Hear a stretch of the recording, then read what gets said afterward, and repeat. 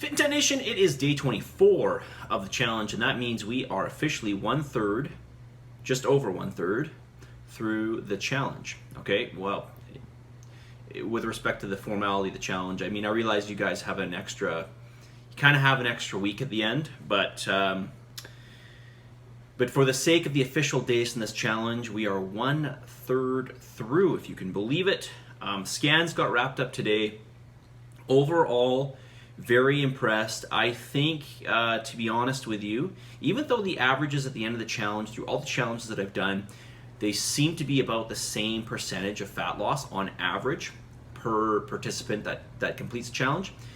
But this particular, and granted I haven't tabulated the numbers yet, but this particular group seems to have done better.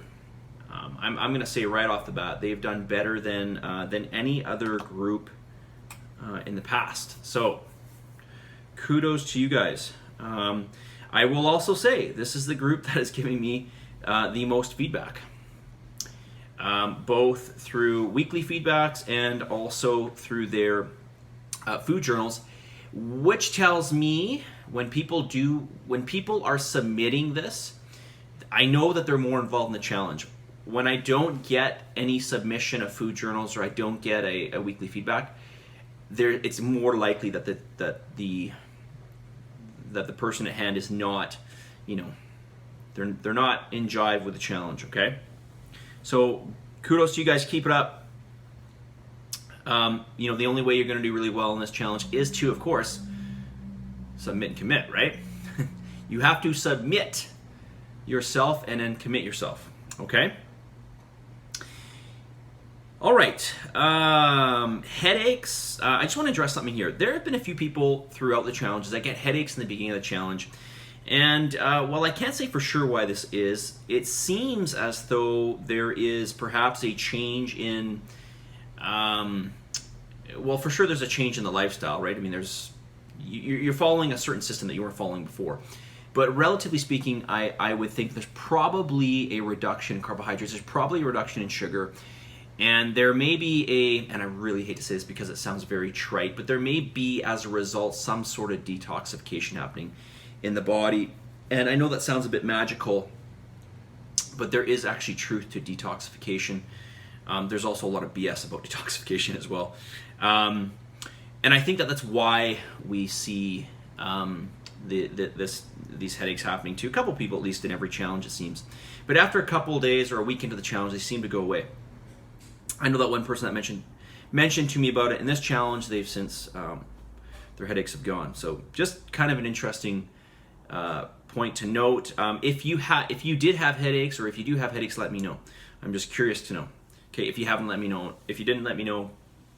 If you haven't made me aware yet, is what I'm trying to say. All right, my top 5 oils. Somebody's asking me about my top 5 oils. Of course, we're talking about edible oils here, consumable foods. Of course, number 1, salmon oil. This is a great source of omega-3 fatty acids. Now, just because something is high in omega-3 fatty acids doesn't mean we can get at the active ingredients from those omega-3s, which is something called DHA. Not to be confused with DHEA, it's DHA, and then EPA. And salmon oil has the highest concentration of that. Actually, you can get varying concentrations of the EPA and DHA from salmon, depending on the type of extract. Number 2, coconut oil, the most stable oil, and it is also an oil that has a higher thermic effect. It goes through a different, being that it's a medium chain triglyceride, it's an MCT. You guys may have heard of MCT oil. Well, coconut oil is a natural MCT. It goes through a process of digestion in the body, which is different than other fats, and it requires more energy to digest. So it's got a higher metabolic cost. Number 3, flaxseed oil. Okay, high in omega-3s, but not, because it's a plant source, we can't get at that DHA or EPA, or we can only get at very little amount of it. But still, with flaxseed oil, I found that this was really a great supplement to grease the pipes, so to speak. So I'm a big fan of it. Number 4, butter. Yes, that's right, butter. Butter is another great staple fat. Of course, it's fully saturated. So this is the best fat to cook with. Saturated fat is the best fat to cook with. And number 5, macadamia nut oil, which is a monounsaturated fat, which is a very good monounsaturated fat.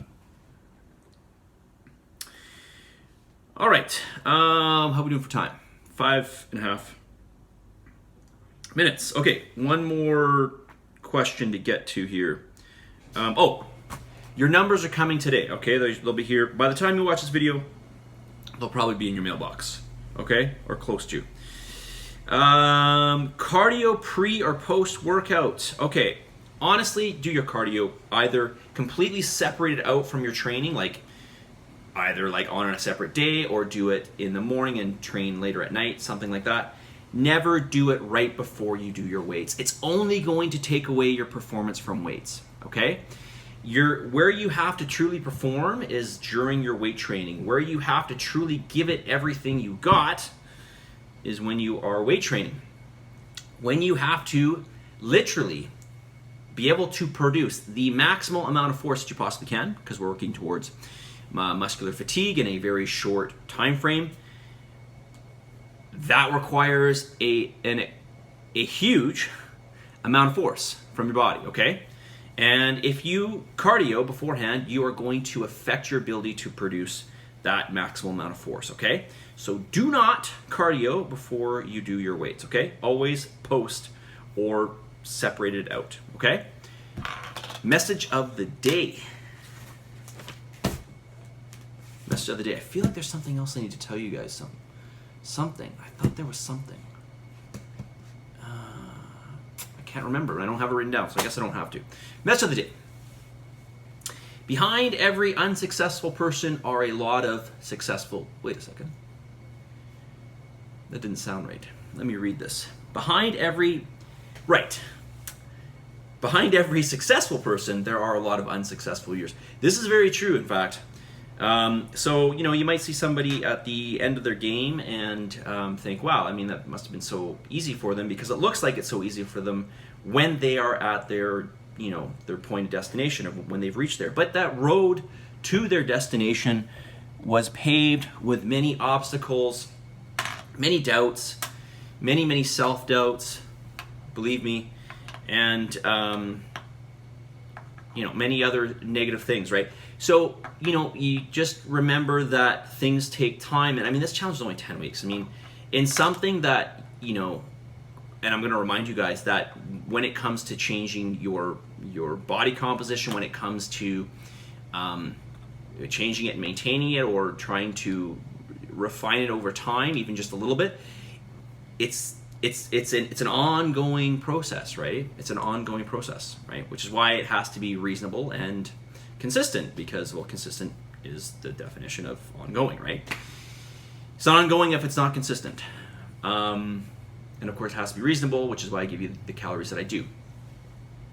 But my point is that throughout that transition, especially through this challenge, you will have times where you may think that the process is not working.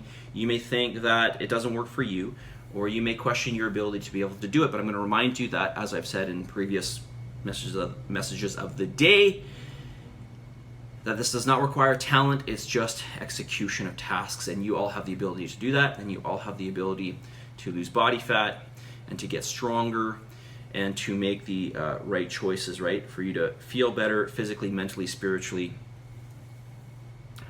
in all realms, right? Okay, I'm going to quit rambling. That's all I'm going to say today, and you'll hear from me tomorrow. Positive energy, positive vibes. As always, believe in yourself, and for the love of humanity, give some gratitude. Be thankful for everything you have, and I'll talk to you guys all very soon. See ya.